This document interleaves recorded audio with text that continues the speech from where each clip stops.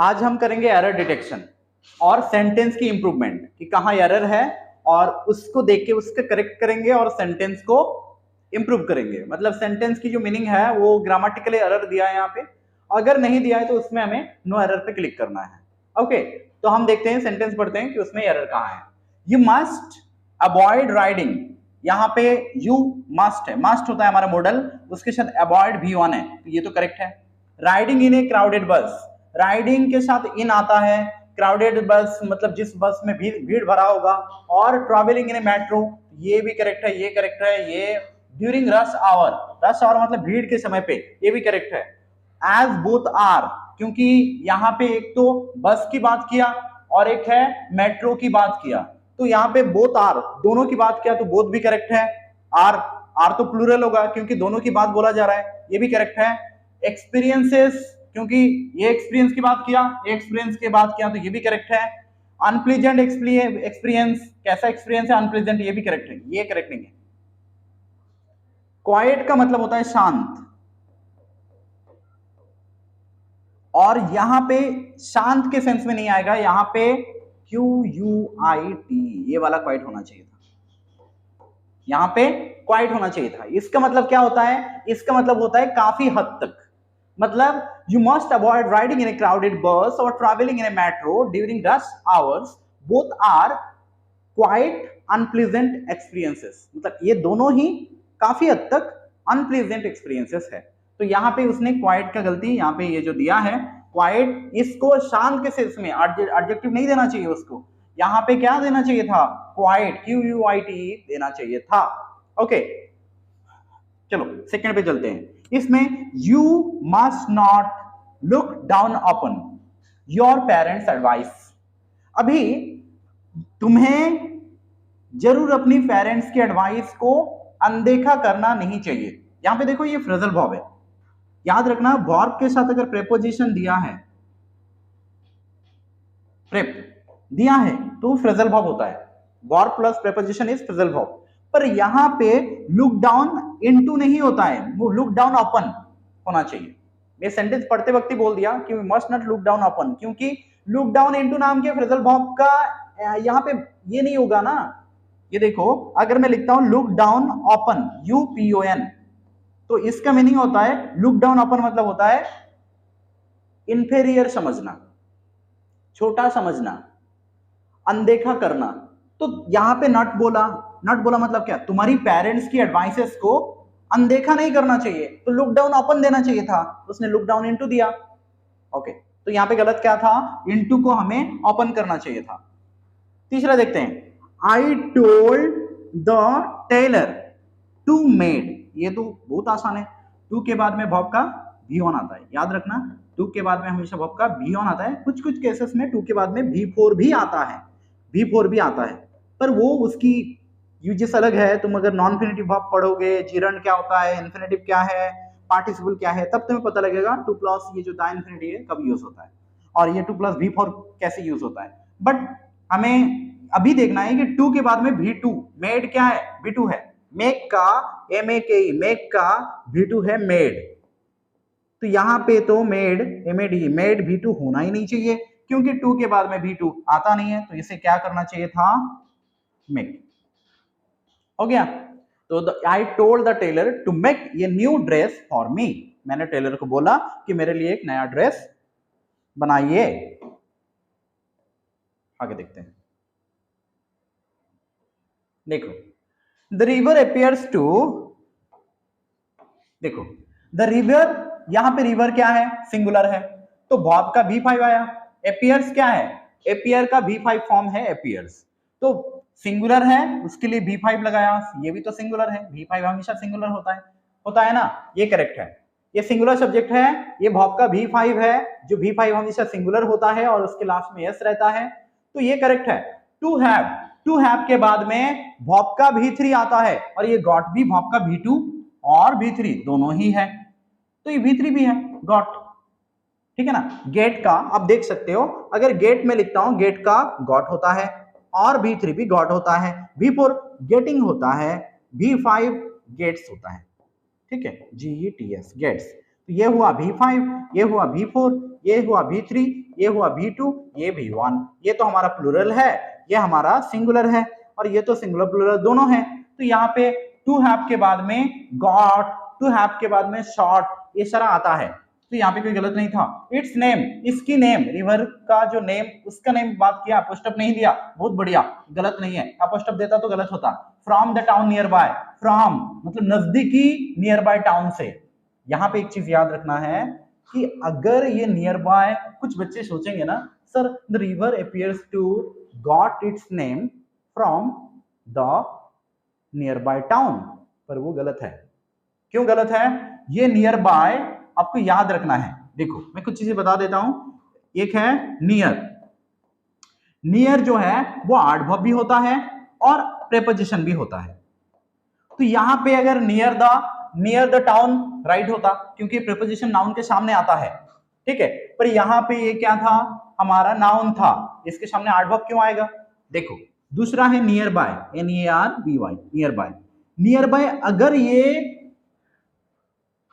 देखो अगर ये नियर बाय है तो हमें उसको नाउन के सामने लाने की कोई जरूरत नहीं है। वो उसकी सिचुएशन मतलब प्लेस की बात कर रहा है, तो द टाउन नियर बाय नजदीकी टाउन से उसको नाम मिला। किसको नाम मिला? रिवर को। तो यहाँ पे नियर की पोजीशन यहाँ पे लाने की कोई आवश्यकता नहीं है। यहाँ पे होगा तो गलत हो जाएगा, क्योंकि ये नियर बाय अगर नियर है वो एडवर्ब भी बनता है, प्रीपोजिशन भी बनता है, बट नियर बाय हमेशा एडवर्ब बनता है। देखो ये हमेशा एडवर्ब है, ये प्रीपोजिशन नहीं है। तो अगर ये एडवर्ब है, ये नाउन के सामने आ नहीं सकता। सिंपल रूल कि एडवर्ब है तो नाउन के सामने नहीं आएगा। नियर बाय खाली एडवर्ब है। आपको याद रखना है कि नियर बाय जो है वो सिर्फ एडवर्ब है। पर अगर नियर होता तो नियर द टाउन बोल सकते थे, क्योंकि नियर प्रीपोजिशन होता है, प्रीपोजिशन नाउन के सामने आ सकता है। ये नाउन है, टाउन नाउन है। तो मैं थोड़ा सा इसको फिर से दोबारा इरेज करके बोल देता हूं, ठीक है। अब देखते हैं दोबारा। ये रिवर्स था, अरे अब देखो यहां पे रिवर सिंगुलर था, सिंगुलर वर्ब लगाया, राइट है। टू हैव के साथ V3 आता है, वो भी राइट है। इट्स नेम, इसकी नाम की बात किया, ये भी राइट है। कॉमा नहीं दिया, बढ़िया है, राइट है। प्रीपोजिशन है टाउन नियर बाय, यहाँ पे गड़बड़ हो सकता है मे बी, बट कोई गड़बड़ नहीं है, क्योंकि मैं दोबारा समझा देता हूं कि नियर बाय एक एडवर्ब है, और एडवर्ब अगर है तो नाउन के सामने नहीं आना चाहिए। यहाँ पे ये नाउन था, टाउन नाउन है, ओके, तो इसके सामने नहीं आना चाहिए।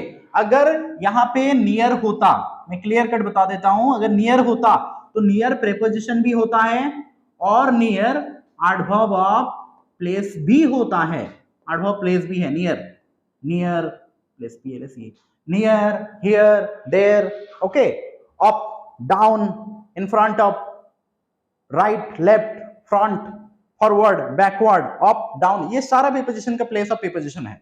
सॉरी, ये क्या है? प्लेस, एडवर्ब ऑफ प्लेस है।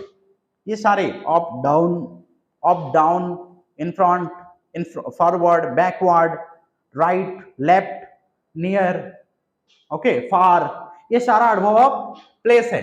और ये एडवर्ब प्लेस, यहाँ पे नियर एडवर्ब प्लेस है, ये प्रीपोजिशन भी है। तो अगर नियर होता तो हो सकता था, बट नियर बाय सिर्फ एडवर्ब है।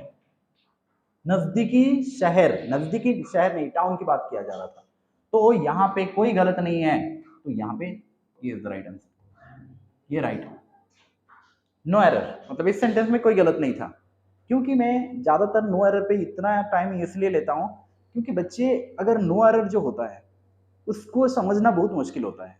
क्योंकि कई बार बच्चे कुछ यहाँ पे कुछ इसको टू हैव, गेट, ऐसा कुछ कर देंगे, सोचेंगे, या फिर यहाँ पे अपोस्ट्रोफ सोचेंगे, यहाँ पे the town, near the town ऐसा सोचेंगे, तो वो नो एरर पे क्लिक करेंगे ही नहीं। बट ये सेंटेंस में कोई गलत नहीं था। दूसरा देखते हैं, ये राइट सेंटेंस था। हाँ, the landlord could not tell which of the servant broke the glass. Landlord जो जमींदार है वो बता नहीं पा रहा है कि कौन सा सर्वेंट ने उसका गिलास को तोड़ा है। ओके, तो यहाँ पे आप देख सकते हो, यहाँ पे व्हिच लगा है और ये ऑफ लगा है। हमेशा याद रखना, व्हिच के बाद अगर ऑफ रहे तो वो सिलेक्शन का काम करता है। किसका? सिलेक्शन का काम करता है। अगर वो लैंडलॉर्ड ये सिलेक्शन का काम कर रहा है तो सिलेक्शन एक सर्वेंट से कैसे कर सकता? हम कभी भी एक चीज से सिलेक्शन नहीं कर सकते, एक से ज्यादा होना चाहिए तभी तो हम सिलेक्शन करेंगे ना। तो यहाँ पे सर्वेंट्स होना चाहिए था, तो यहाँ पे गलत था, द सर्वेंट्स होना चाहिए था, एस लगाना चाहिए था, उसने एस नहीं लगाया। ओके, अभी देखते हैं the lady standing in the corner. कुछ बच्चे सोचेंगे the lady is standing in the corner नहीं लिखा। भाई नहीं लिखा, कोई दिक्कत नहीं है, यहाँ पे ये कोई वर्ब नहीं है, ये वर्ब नहीं है, ये यहाँ पे किसका काम कर रहा है?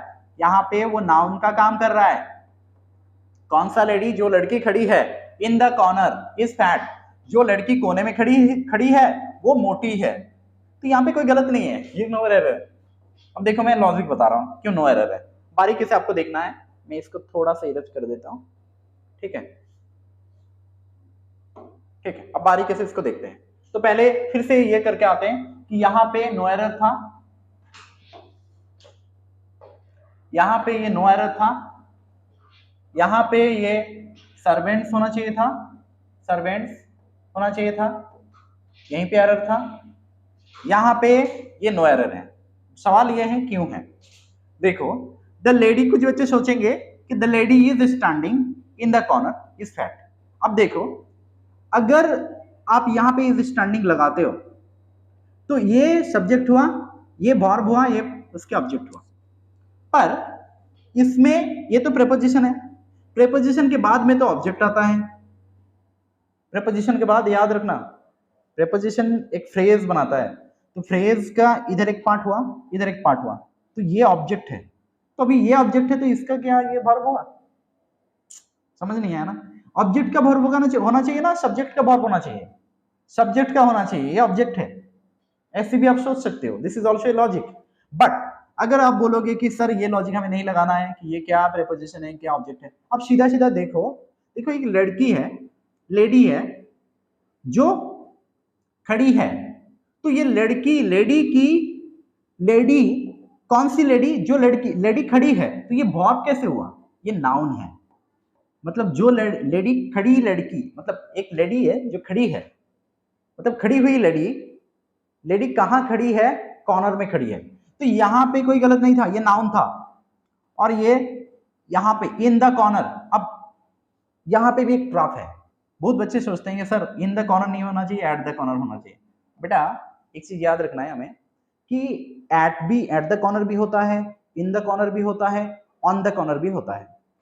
अगर एक सरफेस है ऐसा और इस सरफेस का कोने में खड़े हैं, सरफेस के ऊपर बात किया जा रहा है, सरफेस मतलब एक सरफेस है उसके कोने हैं, यहाँ पे हम ऑन द कॉर्नर भी लगा सकते हैं।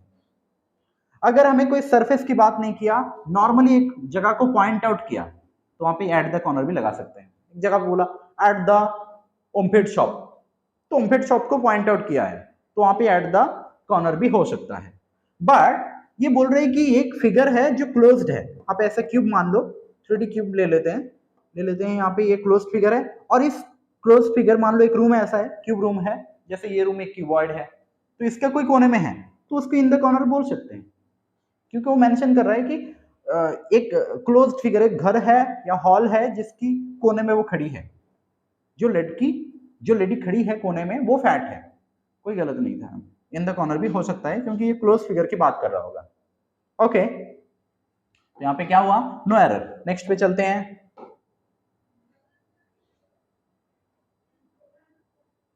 ओके, यहाँ पे देखते हैं।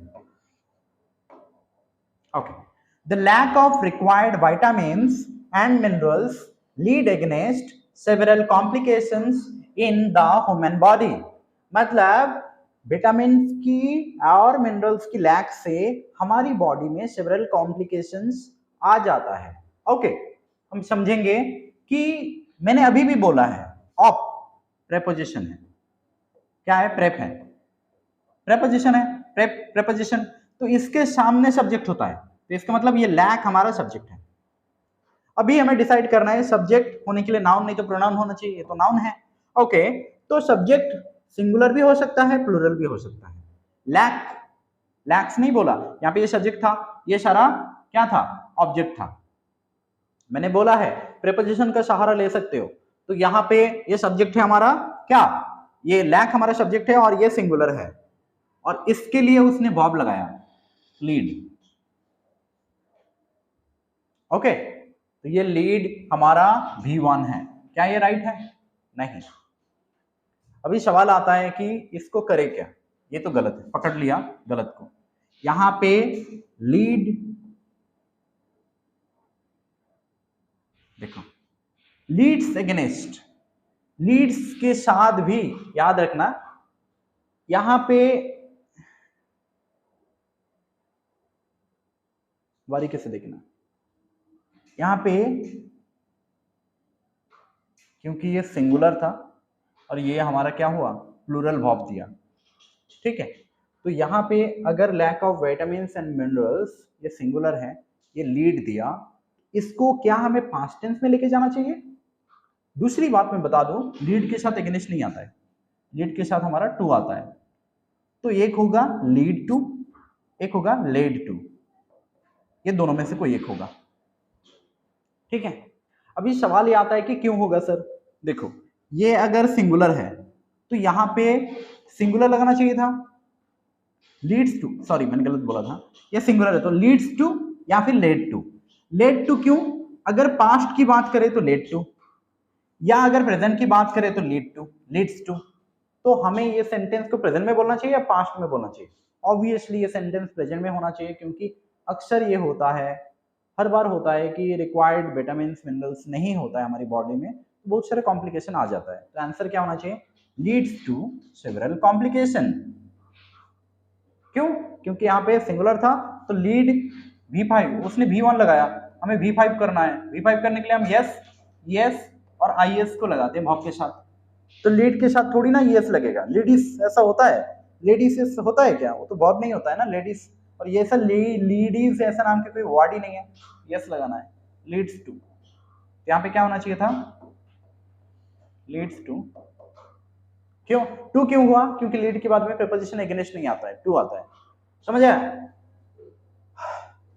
The officer asked the recruit which district he came from, no error, कोई गलत नहीं था। क्यों, क्योंकि ऑफिसर ने पूछा, किसको पूछा, रिक्रूट को।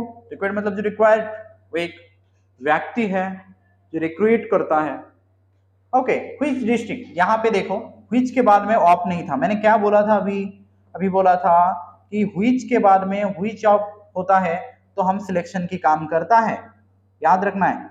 व्हिच के बाद में ऑफ आया वो सिलेक्शन का काम करता है, यहाँ पे ऑफ नहीं था तो डिस्ट्रिक्ट भी नहीं करेगा ना, वो कौन सा डिस्ट्रिक्ट से आया है, रिक्रूट कौन सा डिस्ट्रिक्ट से आया, तो एक ही डिस्ट्रिक्ट का नाम होगा ना, तो गलत नहीं था।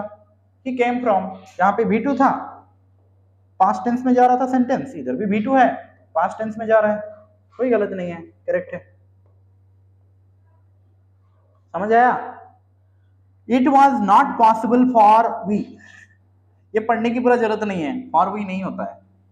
क्यों, क्योंकि it was not possible for we, यहाँ पे सब्जेक्ट है, ये ऑब्जेक्ट है, तो वी का ऑब्जेक्टिव फॉर्म सबको पता है आस होता है। जैसे हमें आई का ऑब्जेक्ट क्या होता है, ऑब्जेक्टिव फॉर्म, ये ऑब्जेक्टिव, ये नॉमिनेटिव केस है, सब्जेक्टिव केस भी बोल सकते हो, ये ऑब्जेक्टिव केस है। सब्जेक्टिव केस का दूसरा नाम है नॉमिनेटिव, तो इसका आई का मी होता है, वी का आश होता है, ही का हिम, शी का हर। तो यहाँ पे ये गलत क्या दिया था, it was not possible for us to understand her, ये सॉरी ये गलत था, यहाँ पे गलत था, वी को आस्क करना चाहिए था। ओके चलो आगे बढ़ते हैं।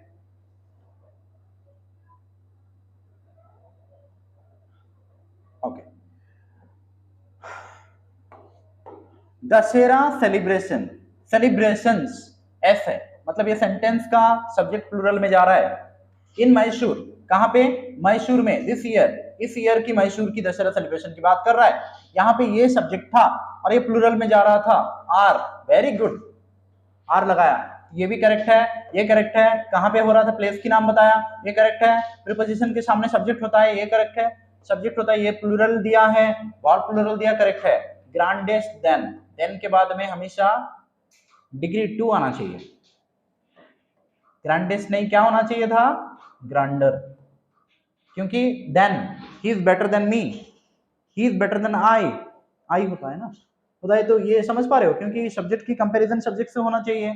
ये तो यहाँ पे देन लगाया तो कंपैरिजन के लिए देन लगाया, तो कंपैरेटिव डिग्री लगाना चाहिए या सुपरलेटिव? ऑब्वियसली कंपैरेटिव डिग्री लगाना चाहिए, उसने सुपरलेटिव लगाया, तो grander than in any part of the state.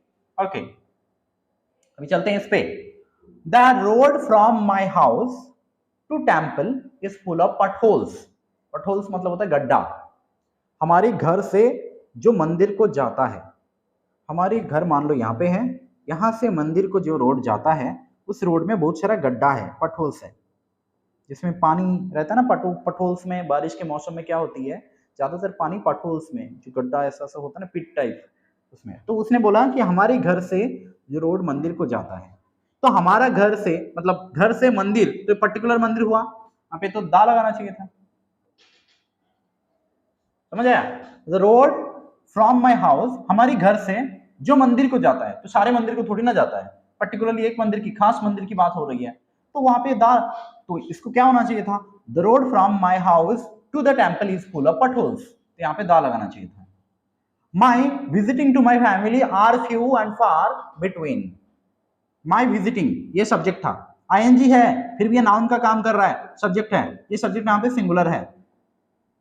To my family, हमेशा देख पा रहे हो, मैं पहले डिसाइड करता हूँ कि सब्जेक्ट क्या है, प्लूरल है, तो उसके साथ सब्जेक्ट वर्ब एग्रीमेंट का प्रॉब्लम दे रहा है कि नहीं, वो मैं टेस्ट करता हूँ। कैसे कि सब्जेक्ट प्लूरल है तो वर्ब प्लूरल होना चाहिए, सब्जेक्ट यहाँ पे सिंगुलर है, तो इसके साथ देखो वर्ब क्या है, आर, माई फैमिली, आर दिया, माई फैमिली आर, गलत इज, क्योंकि my visiting to my family is few and far between, is बोलना चाहिए, क्योंकि ये सब्जेक्ट क्या था, सिंगुलर था। कितना है खत्म? नहीं, अभी भी। ओके,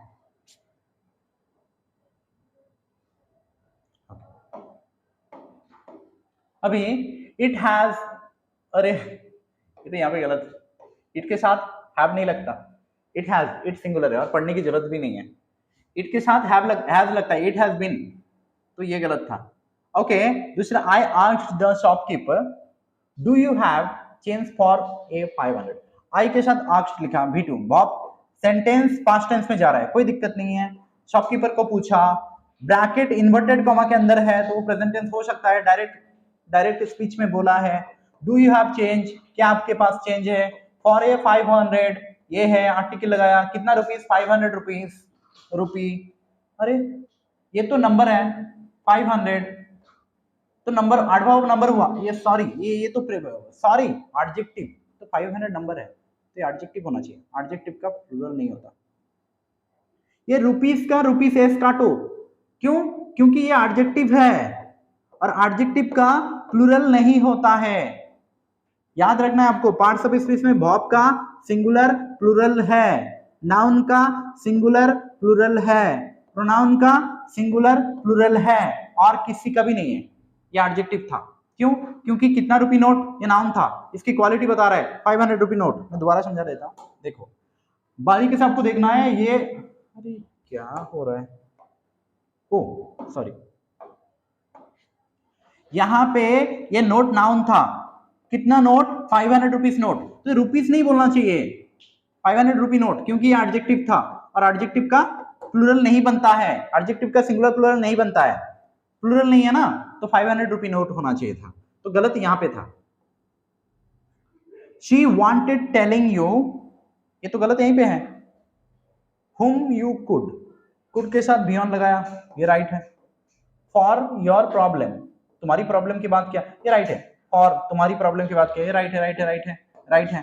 whom you, यहाँ पे ऑब्जेक्टिव फॉर्म whom आया, ये भी राइट है, यू राइट है, ये गलत है। ये V2 है, V2 के बाद में टेलिंग नहीं होता है, wanted to tell, Q plus beyond आता है, ये V4 दिया था, V2 के बाद में डायरेक्ट V4 क्यों आएगा, आएगा क्यों, क्यों आएगा क्यों, तो उससे क्या करो, to tell you, she wanted to tell you whom you could approach for your problem, तो यहाँ पे टू टेल यू होना चाहिए था।